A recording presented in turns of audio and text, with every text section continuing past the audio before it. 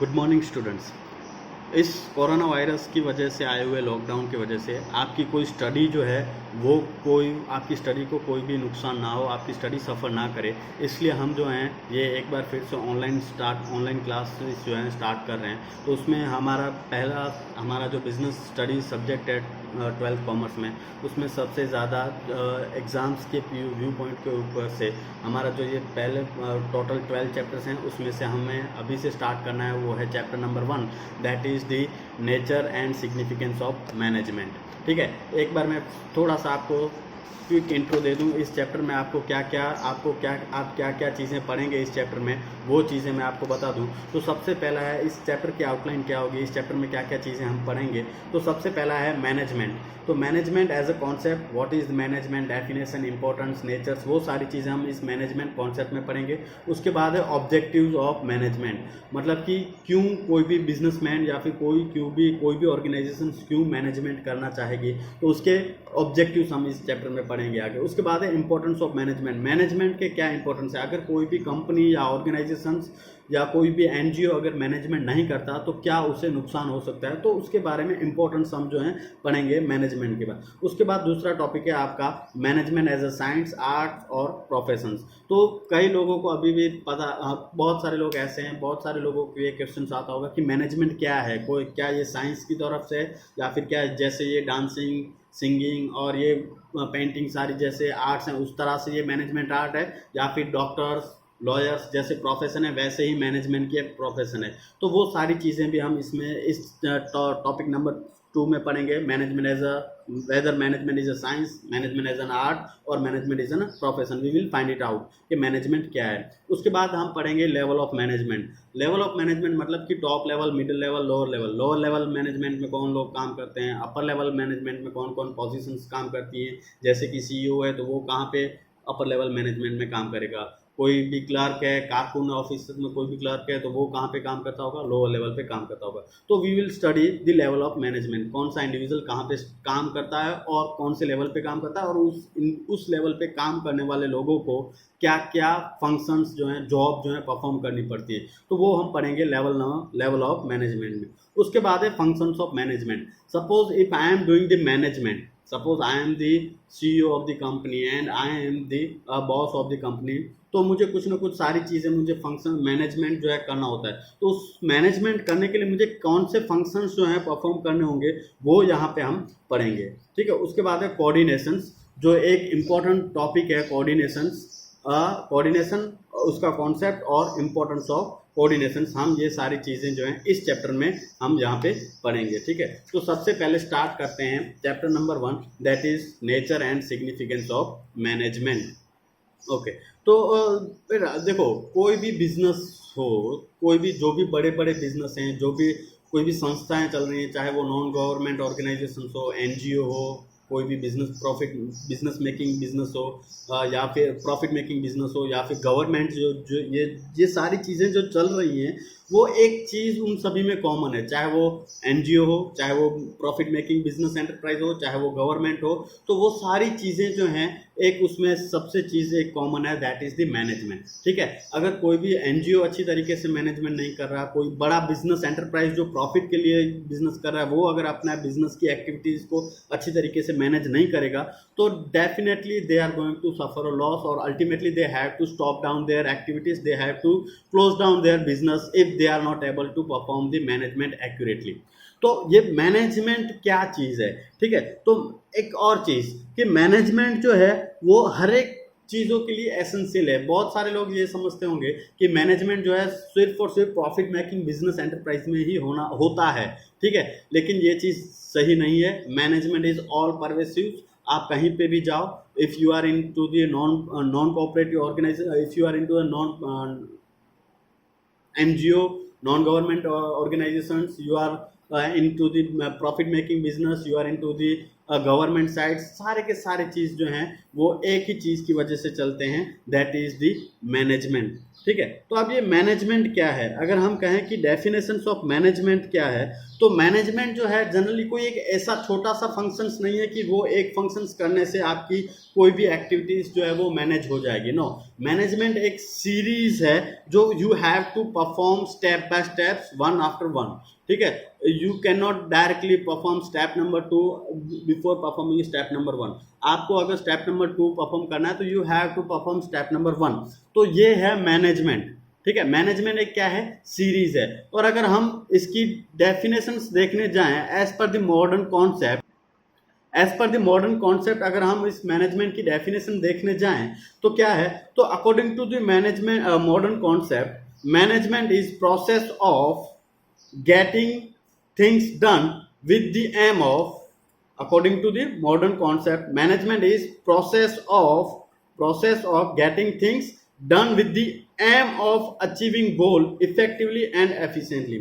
If you are writing definitions of management in your final exams or wherever, if you have been asked the what is the management and you are writing down the definitions of management, then these are the three words that must be present while writing down your examination point of view. अगर आप definition लिख रहे हैं management की तो ये 3 word ऐसे हैं जो आपकी इस डेफिनेशन में आने ही चाहिए। तो वो है, ये 3 वर्ड हैं, number 1 that is process, number 2 that is achieving organisation goal, and number 3 effectively and efficiently. अगर हम वन बाय वन अगर हम देखते हैं कि ये चीज़ें क्या है, तो सबसे पहले हम बात करें प्रोसेस की। तो एज पर मैंने अभी ही कहा कि मैनेजमेंट कोई एक टास्क नहीं है जो वो टास्क परफॉर्म करने से आपकी एक्टिविटीज जो है मैनेज हो जाएगी। नहीं, मैनेजमेंट क्या है, वो एक प्रोसेस है, वो एक सीरीज है जो आपको वन बाय वन परफॉर्म करने ही पड़ेंगे। उसमें 5 स्टेप्स हैं, वो आपको 5 स्टेप्स करने ही पड़ेंगे, तभी जाके आप जो है कह पाएंगे कि मैंने इस चीज का मैनेजमेंट किया है। ठीक है, तो नंबर 1 पहला स्टेप कौन सा है, किसी भी कोई भी एक्टिविटीज को अगर आप परफॉर्म कर रहे हो, मैनेज करने की कोशिश कर रहे हो, तो सबसे पहले उस एक्टिविटीज के related you have to do the planning, you have to do a planning. ठीक है, अब दूसरा स्टेप है organising, third one is staffing, fourth one is directing, and fifth one is controlling. ठीक है, ये सारे स्टेप्स जो हैं that you have to perform while doing the management of any activities. तो प्लानिंग क्या है, ठीक है, तो planning means thinking in advance what you are going to do in futures. Planning मतलब क्या है कि आप एडवांस में ही सोच रहे हो कि मैं फ्यूचर में क्या करूंगा, कैसे करूंगा, किसकी हेल्प की वजह से करूंगा, क्यों करूंगा, वो सारी चीजें, thinking in advance about the future, that is the planning. तो before managing the any activity you must do a planning regarding the resources you have, regarding the resources you want, and the activities that who is going to perform, what are the activities. All these things need to be answered before starting any activity or before doing management of any activities. तो ये क्या है, planning. ठीक है, तो ये एक process है, सबसे पहला स्टेप है मैनेजमेंट का, वो है प्लानिंग। उसके बाद है ऑर्गेनाइजिंग मतलब कि arranging the resources required to perform the task. जो आप टास्क परफॉर्म करना चाहते हो, उस टास्क को परफॉर्म करने के लिए जो भी रिसोर्सेज रिक्वायर्ड हैं, चाहे वो फाइनेंस हो, चाहे वो आपका कोई भी इंडिविजुअल्स न्यू एम्प्लॉय हायर करने हो, चाहे कोई और रॉ मटेरियल हो, या फिर कोई और रिसोर्सेज। तो organising means arranging the resources to perform the task. ठीक है, आपको जो भी टास्क परफॉर्म करना है उसके लिए जो रिसोर्सेज अरेंज करना है उसे कहते हैं ऑर्गेनाइजिंग। दूसरा एक और मीनिंग है ऑर्गेनाइजिंग का, जो हम आगे आने वाले चैप्टर्स में पढ़ेंगे, जिसका मतलब है establishing the reporting relationship between the superior and subordinates. मतलब कि आपके ऑर्गेनाइजेशन में कौन सुपीरियर है एंड कौन सबऑर्डिनेट्स है, that will be decided into these steps. ठीक है, ये डिसाइड कहाँ पे होगा, यहीं पे होगा कि कौन सुपीरियर है, कौन बॉस है, ठीक है, और कौन उसके अंडर में काम करने वाला एक वर्कर है, वो कहाँ पे डिसाइड होगा, ऑर्गेनाइजिंग में। और ये कैसे डिसाइड होगा, तो बाय डिस्ट्रीब्यूटिंग द ऑथोरिटी,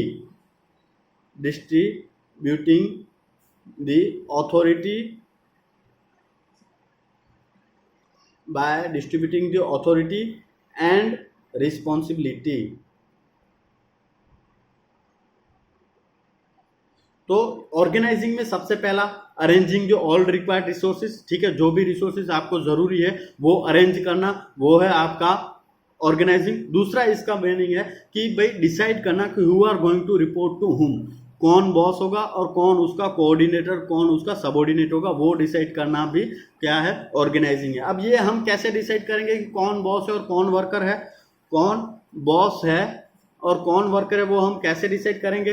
तो by distributing the authorities and responsibilities in this steps management और the higher level management will distribute the authorities and responsibility to the individuals or to the worker as per their qualification experience, ठीक है, उन employees की experience और qualification के हिसाब से हर एक को प्लानिंग, हर एक को अथॉरिटीज और रिस्पॉन्सिबिलिटी डिस्ट्रीब्यूट की जाएगी।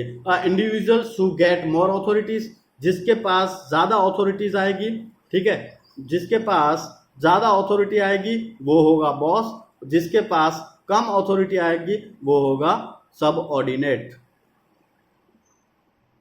क्या होगा? वो सबऑर्डिनेट। तो अथॉरिटी और रिस्पॉन्सिबिलिटीज के बेस के ऊपर हम डिसाइड करेंगे कि कौन बॉस है और कौन सबऑर्डिनेट है और कौन उसके अंडर में वर्क कर रहा है, तो हम इसे कहते हैं ऑर्गेनाइजिंग। उसके बाद है staffing. Staffing means hiring the required individuals और filling up the vacant position in your organization. आपकी ऑर्गेनाइजेशन में, आपकी कंपनी में अगर कोई भी जगह खाली है जहां पे कोई इंडिविजुअल्स आके काम कर सकता है, तो filling up the vacant job position into the organisation, that is called staffing. ठीक है, एम्प्लॉयज को हायर करना। एम्प्लॉयज हायर करने के लिए सबसे पहले एम्प्लॉयज हायर करने के लिए इंटरव्यू लेना, एडवर्टाइजमेंट देना, इंटरव्यू लेना, उसके बाद जो है टेस्ट लेना, उसके बाद उसको सिलेक्ट करना, उसे ट्रेनिंग प्रोवाइड करना, वो सारी चीज़ें जो है स्टाफिंग में कवर अप होंगी। उसके बाद है directing. Directing means influencing and motivating your employee to perform the particular task. ठीक है, डायरेक्टिंग मतलब आप जो है गाइडेंस प्रोवाइड करोगे अपने एम्प्लॉयज़ को, आप जो है अपने एम्प्लॉयज़ को लीडरशिप प्रोवाइड करोगे, उन्हें डायरेक्शन दोगे कि भाई you have to perform this task in this manner, so you will definitely get the desired result. अगर आप ये काम एक पर्टिकुलर वे में करते हो तो definitely you are going to get the desired result. तो ये डायरेक्टिंग मतलब अपने एम्प्लॉयज़ को डायरेक्ट करना, अपने एम्प्लॉयज़ को मोटिवेट करना, अपने एम्प्लॉयज़ को लीडरशिप देना, उसे कहते हैं डायरेक्टिंग। ये भी एक फंक्शन है, ये भी एक स्टेप्स है प्रोसेस ऑफ मैनेजमेंट में, 4 स्टेप। और सबसे पहला है, सबसे लास्ट है, that is the controlling. Controlling means अगर हम जनरल बात कहें तो लुकिंग बैकवर्ड। कंट्रोलिंग अगर हम ऐसे ही बात करें तो क्या है? Looking backward. मतलब कि हमने क्या प्लान किया था और ये सारे काम करने के बाद हमने क्या अचीव किया at the end of the month. Suppose हमने प्लान किया था कि भाई हमें एक मंथ के बाद, एक मंथ में हमें 500 यूनिट जो हैं वो प्रोड्यूस करने हैं। We want to produce 500 unit after the end of the 1 month. We have planned accordingly, we have organised accordingly, we have arrange the resources accordingly, we have hire the employees accordingly. हमने इसी के हिसाब से employ higher किए होंगे, हमने इसी के हिसाब से प्लानिंग की होगी, सारी चीज़ें इसी के हिसाब से की होगी। लेकिन आफ्टर 1 मंथ और at the end of the end of the 1 month अगर आपने कितना चीज़ें जो हैं वो की हैं, ठीक है, आपने यहाँ पे 500 यूनिट अपने लिए प्लान किया था, टारगेट रखा था, लेकिन you have only produce for 50 units. Suppose you have produce only for 50 units, तो आपको यहाँ पे लुकिंग बैक्स कि भाई हमने क्या प्लान किया था और हमने क्या अचीव किया है, उससे कंपेयर करना है कंट्रोलिंग। तो अगर हम डेफिनेशंस की भाषा में लिखें, हम अगर पूरी डेफिनेशंस लिखें तो controlling means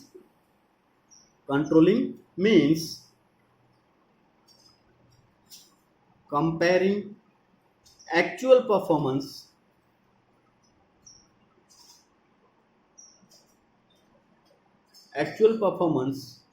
with planned performance.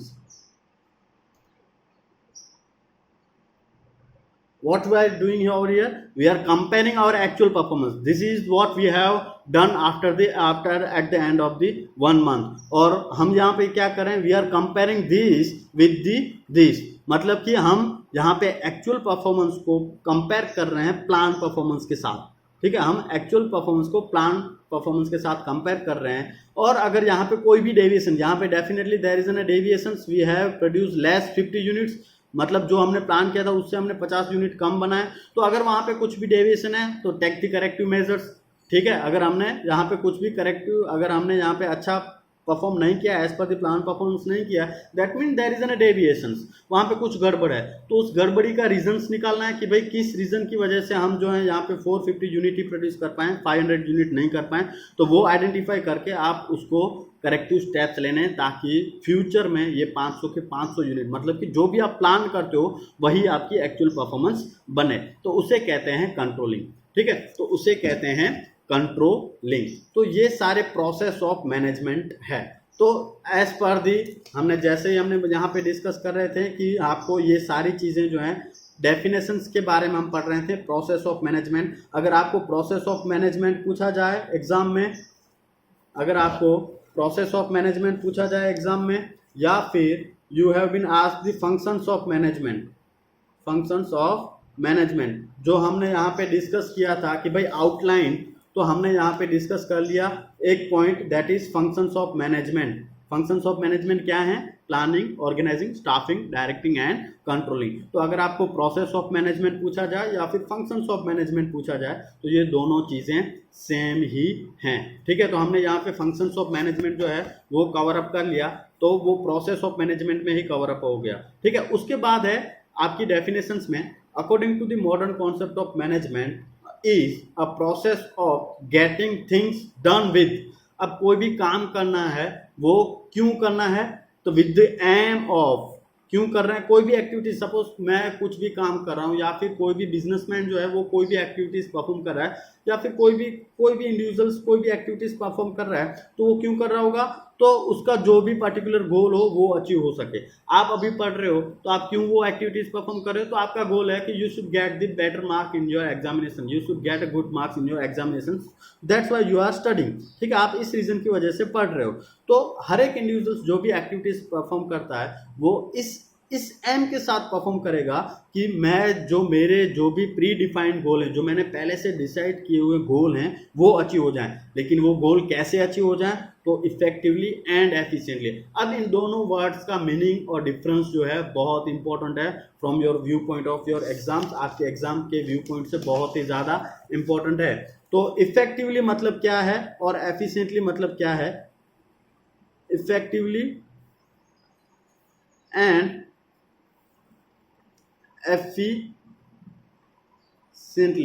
ठीक है। इफेक्टिवली एंड एफिशिएंटली में क्या डिफरेंस है, और ये आपकी एग्जाम पॉइंट ऑफ व्यू से बहुत ही ज़्यादा इंपॉर्टेंट है। आप इसको बहुत अच्छे से बिल्कुल आराम से सुनना, ठीक है। तो इफेक्टिवली मतलब कि कंप्लीटिंग टास्क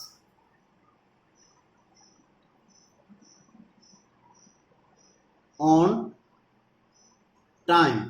आप जो है इफेक्टिवली मतलब आपको जो है टास्क कंप्लीट करना है ऑन टाइम, ठीक है। एफिशिएंटली मतलब means completing the task with minimum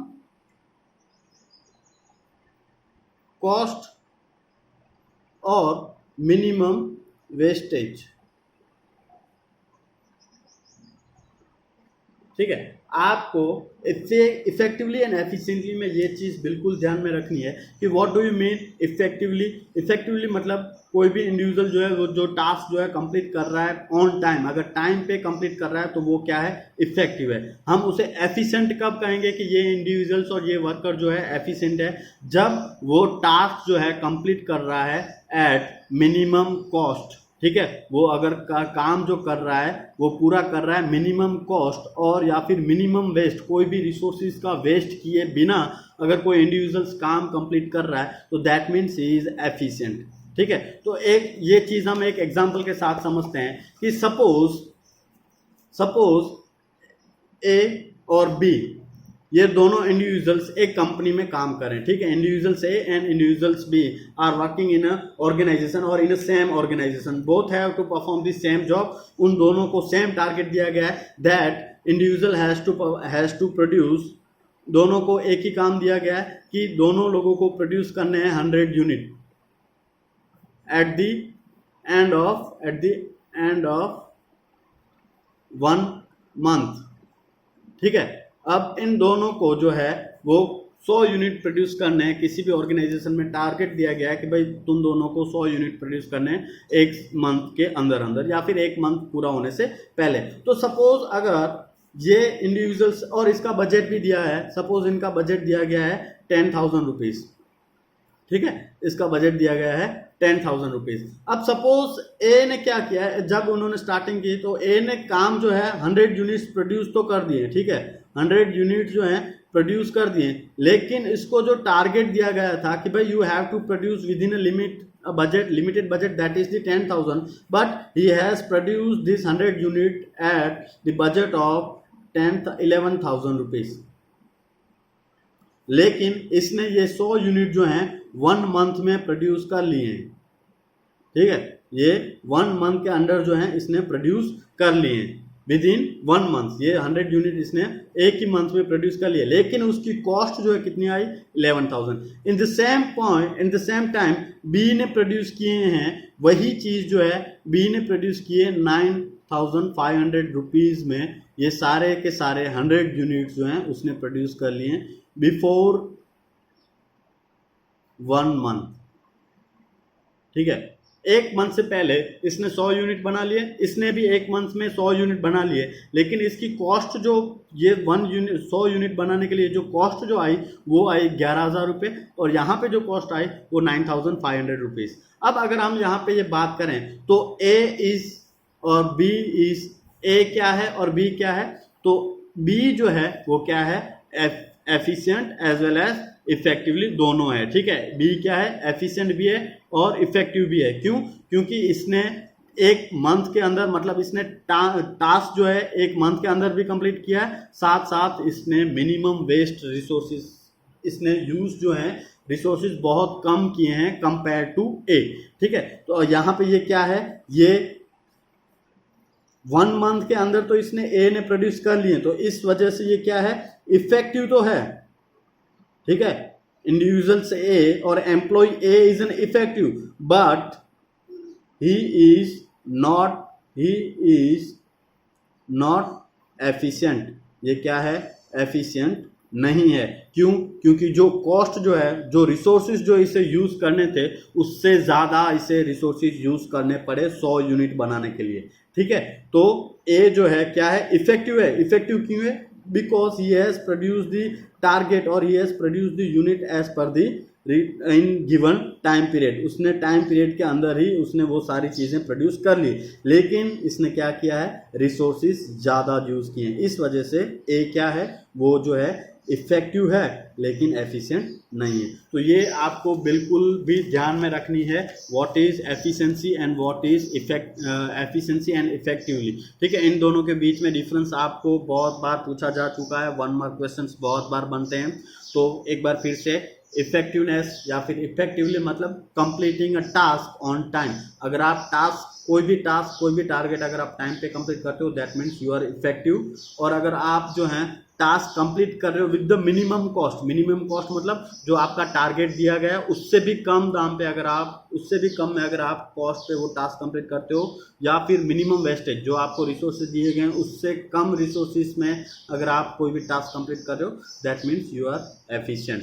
तो ये चीज़ जो है आपको बिल्कुल भी ध्यान में रखनी है। ओके, तो ये आपकी हो गई व्हाट इज मैनेजमेंट, आपकी डेफिनेशन इन डिटेल बिल्कुल कि व्हाट इज मैनेजमेंट। तो according to the modern concept, management is process मतलब मैनेजमेंट को आपको करने के लिए आपको प्लानिंग करनी पड़ेगी, organising, staffing, directing and controlling करनी पड़ेगी। तो management is process, getting things done with, हम ये सारे काम जो है प्लानिंग, ऑर्गेनाइजिंग, स्टाफिंग, डायरेक्टिंग क्यों कर रहे हैं, ताकि हमारा एम जो है, ऑर्गेनाइजेशन का एम जो है वो अचीव हो जाए, उसके लिए हम ये चीज़ें करते हैं, ठीक है। उसके बाद हमारे यहाँ पे देखा what is difference between effectively and efficiently. Effective हम किसे कहेंगे और एफिशिएंट किसे कहेंगे, वो चीज़ हमने यहाँ पे कर ली। तो ये आपका कॉन्सेप्ट ऑफ मैनेजमेंट जो है यहाँ पे कंप्लीट हो रहा है, ठीक है। आपका यहाँ पे जो हमने यहाँ पे चैप्टर आउटलाइन में हमने जो डिस्कस किया था कि भाई कॉन्सेप्ट्स ऑफ मैनेजमेंट हम यहाँ पे कंप्लीट कर रहे हैं। अब आपके ऑब्जेक्टिव्स ऑफ मैनेजमेंट हम यहाँ पे डिस्कस करेंगे, what is the objectives of management, ठीक है। तो ऑब्जेक्टिव्स ऑफ मैनेजमेंट अगर हम बात करें तो ऑब्जेक्टिव ऑफ मैनेजमेंट। तो ऑब्जेक्टिव हम कोई भी इंडिविजुअल जो है वो ऑर्गेनाइजेशन या फिर कोई भी कंपनी या फिर कोई भी स्कूल्स या फिर कोई भी जहाँ पे भी मैनेजमेंट होता है वो क्यों करते हैं, ठीक है। तो मैनेजमेंट क्यों जरूरी है, तो अगर हम ऑब्जेक्टिव की बात करें तो objective of management can be separated और can be divided into the 3 part. Number 1 that is the organizational objective, number 2 social objective, number 3 that is personal objective. अगर हम बात करें ऑब्जेक्टिव्स ऑफ मैनेजमेंट की, तो ऑब्जेक्टिव ऑफ मैनेजमेंट जो है 3 part में हम डिवाइड कर सकते हैं या फिर 3 अलग अलग हिस्सों में हम उसे बांट सकते हैं। Number 1 that is the organisational objective, ठीक है। हम 1 बाय 1 ये हम करेंगे ऑर्गेनाइजेशनल ऑब्जेक्टिव। तो अगर 1 बाय 1 अगर हम इसकी बात करें ऑर्गेनाइजेशनल ऑब्जेक्टिव, तो इसको और 3 पार्ट में हम आगे डिवाइड कर सकते हैं ऑर्गेनाइजेशनल ऑब्जेक्टिव को। वो है सर्वाइवल, उसके बाद प्रॉफिट एंड नंबर 3 वो है आपका ग्रोथ, ठीक है। Organisational objective can be further divided into the 3 parts. Number 1 that is survival, number 2 profit and number 3 growth.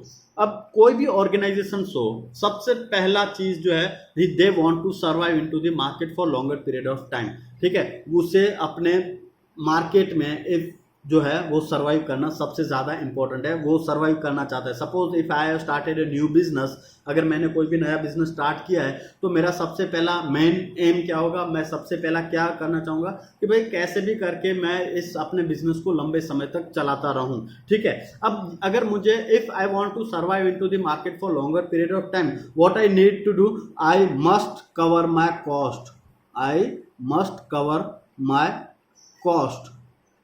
अगर मैं अपने बिजनेस को रन करने के लिए अगर मैं कॉस्ट जो हो रही है, सपोज मैं एक बिजनेस कर रहा हूँ जहाँ पे मैं बिजनेस कर रहा हूँ वहाँ पे मुझे ऑफिस का रेंट देना पड़ रहा है, ऑफिस रेंट मुझे देना पड़ रहा है 10,000 रुपीज़, ठीक है। उसके साथ साथ एम्प्लॉयज़ की सैलरी मुझे देनी पड़ रही है, वो है टोटल मिला के 20,000 रुपीज़, ठीक है। इसके साथ साथ बाकी की चीज़ें खर्चा मिला के मुझे जो है एवरी मंथ मुझे इतना 2,50,000 रुपीज़ जो है एवरी मंथ मुझे क्या करना पड़ रहा है, खर्चे बिजनेस में खर्चा करना पड़ रहा है। तो anyhow if I want to survive into the market for longer period of time, what must I do, I must cover up this cost, ठीक है। ये जो कॉस्ट मुझे लग रही है हर मंथ, चाहे वो इलेक्ट्रिसिटी बिल हो, चाहे वो रेंट हो, चाहे वो एम्प्लॉय की सैलरी हो, कुछ भी चीज़ें हो रही हैं वो सारी की सारी चीज़ें मुझे 2,50,000 रुपया एवरी मंथ आ रही है। तो अगर मुझे मार्केट में सर्वाइव करना है मार्केट में, तो मुझे ये कॉस्ट जो बिजनेस रन करने के लिए मुझे लग रही है दैट आई मस्ट कवर, वो मुझे कवर करनी ही पड़ेगी, तब भी अगर मैं जो हूँ सर्वाइव कर पाऊंगा मार्केट में, अदरवाइज नहीं, ठीक है। तो सबसे पहले मुझे क्या करना पड़ेगा, I have to cover up this cost to survive into the market for longer period of time, ठीक है। तो ये सर्वाइव करने के लिए मैं सर्वाइव कब कर पाऊंगा, if I will survive only if I am able to cover up my cost. जो मुझे बिजनेस रन करने के लिए जो मुझे कॉस्ट लग रही है उसे अगर मैं कवर अप कर रहा हूँ तो ही मैं मार्केट में सर्वाइव कर पाऊंगा। तो ये सर्वाइव या फिर ये कॉस्ट कवर अप करने के लिए भी मुझे क्या करना पड़ेगा, बिजनेस में सारी एक्टिविटीज़ का, चाहे वो पैसे के रिलेटेड हो, चाहे वो फाइनेंस के रिलेटेड हो, चाहे वो एम्प्लॉयज़ के रिलेटेड हो, चाहे वो फाइनेंस के रिलेटेड हो, चाहे वो एम्प्लॉय के रिलेटेड हो, चाहे वो रिसोर्सेज के रिलेटेड हो, किसी भी चीज़ के रिलेटेड हो, I have to do a better management और I have to do a optimum utilization of all this resources so that I can survive into the market for longer period of time. और to survive, अगर मुझे survive करना है तो मुझे क्या करना पड़ेगा, आई must cover up my cost. जो भी मुझे बिजनेस रन करने के लिए जो भी एक मंथली जो भी कॉस्ट आती है, ठीक है, ये मेरी कॉस्ट क्या है, मंथली कॉस्ट है। तो अगर मुझे मार्केट में सर्वाइव करना है तो मुझे हर मंथ इतना तो अर्न करना ही पड़ेगा। अगर मैं ये अर्न नहीं कर पाऊंगा तो हो सकता है कि पहले मंथ मैं अपनी जेब से निकाल के रख सकता हूँ, दूसरे मंथ भी मैं ये कर सकता हूँ, लेकिन यही चीज़ अगर होती रही लंबे समय के लिए तो मैं अपनी जेब में से बाकी के एक्स्ट्रा खर्चे नहीं दे पाऊँगा। तो अगर मुझे सर्वाइव करना है दो लोगों को सर्वाइव करना होता है, एक बिजनेसमैन को और दूसरे बिजनेस को। इन दोनों को सर्वाइव करने के लिए वो उन्हें क्या करना चाहिए, उन्हें अपनी कॉस्ट, जो भी बिजनेस रन करने के लिए जो भी कॉस्ट आ रही है वो सारी कॉस्ट क्या करनी पड़ेगी, कवर अप करनी ही पड़ेगी किसी भी रीजन से और कैसे भी करके। ठीक है, उसके बाद है प्रॉफिट। अब कोई भी बिजनेसमैन अगर लंबे समय तक, definitely if businessman is able to survive into the market, they will gradually able to earn the profit. वो क्या कर सकेगा, अपना प्रॉफिट जो है अर्न कर पाएगा। अगर मैं सपोज 2 साल से अगर मैं इजीली सर्वाइव कर गया तो डेफिनेटली धीरे धीरे मेरी जो है वो बढ़ती जाएगी कि भाई अब मैं सर्वाइव कर पाऊंगा, I should earn profit, I should start earning profit. अब जो है मैं प्रॉफिट अर्न स्टार्ट करना चाहूँगा। ठीक है, तो इसीलिए भी मैं मैनेजमेंट इसी हिसाब से करता रहूँगा, अपने सारे के सारे रिसोर्सेज हैं उसके हिसाब से। उसके बाद है ग्रोथ। अब देखो, प्रॉफिट जो है, profit is required for 2 things, to the survival as well as for the growth of business enterprise. अगर मैं बिजनेसमैन हूँ तो मैं डेफिनेटली, हर एक बिजनेसमैन जो होगा अपने आप को डाइवर्सिफाई करना चाहेगा, अपने आप को ग्रो करना चाहेगा।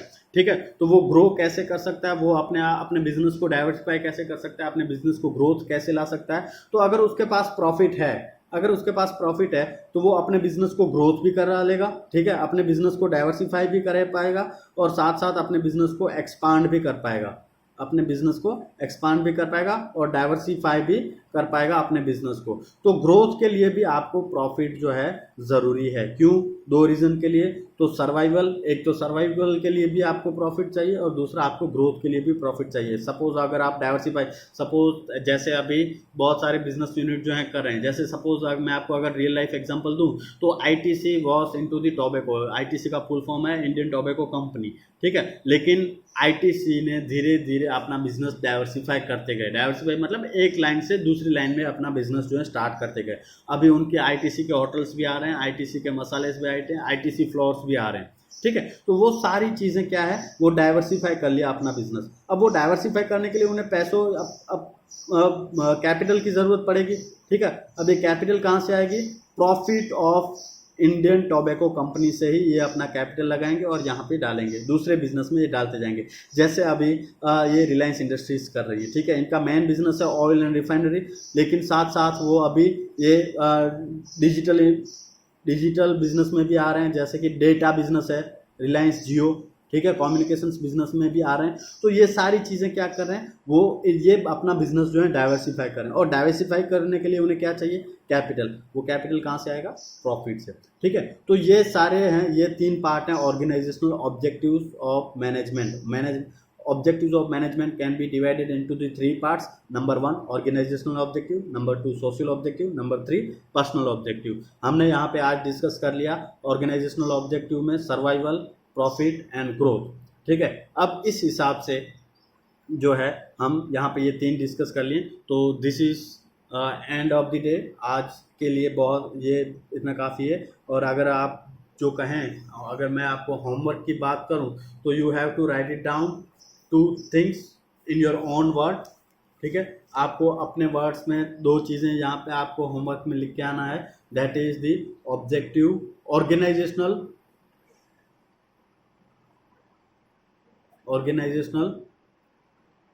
Objective of management. ठीक है, ये आपको होमवर्क में दिया जा रहा है। नंबर 2 आपका जो होमवर्क रहेगा वो difference between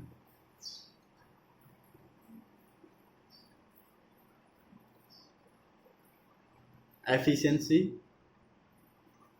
and effectiveness। You have to write down the difference between efficiency and effectiveness and organizational objectives of management। ये आपका होमवर्क है, homework for the Saturday, that is date 25th of April।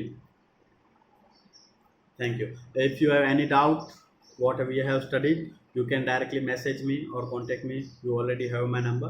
Okay, thank you and have a nice day।